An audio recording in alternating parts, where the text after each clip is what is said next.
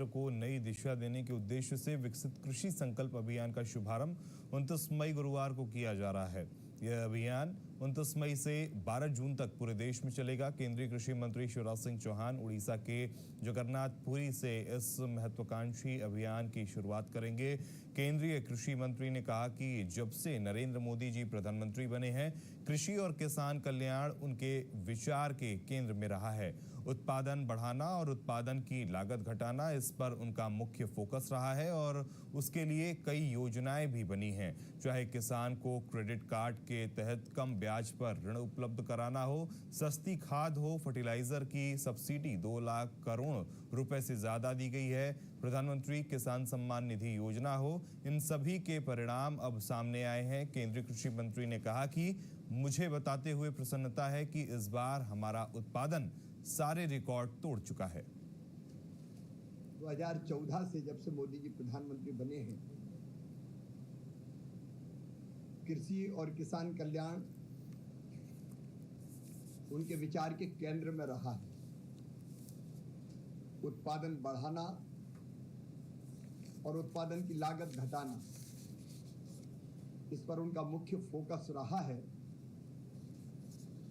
और उसके लिए कई योजनाएं बनी। चाहे किसान क्रेडिट कार्ड के माध्यम से सस्ते ब्याज पर कम ब्याज की दरों पर ऋण उपलब्ध कराना हो, पर ड्रॉप मोर क्रॉप हो, मैकेनाइजेशन की योजना हो, सस्ती खाद हो, फर्टिलाइजर सब्सिडी लगभग 2 लाख करोड़ रुपए से ज्यादा की दी जाती है, और प्रधानमंत्री किसान सम्मान निधि जैसी योजना हो। इन सब के परिणाम अब सामने आए हैं और मुझे वो बताते हुए प्रसन्नता है। इस साल हमारा उत्पादन जो थर्ड एस्टीमेट आया है, सारे रिकॉर्ड तोड़ चुका है। थर्ड एडवांस एस्टीमेट के अनुसार इस साल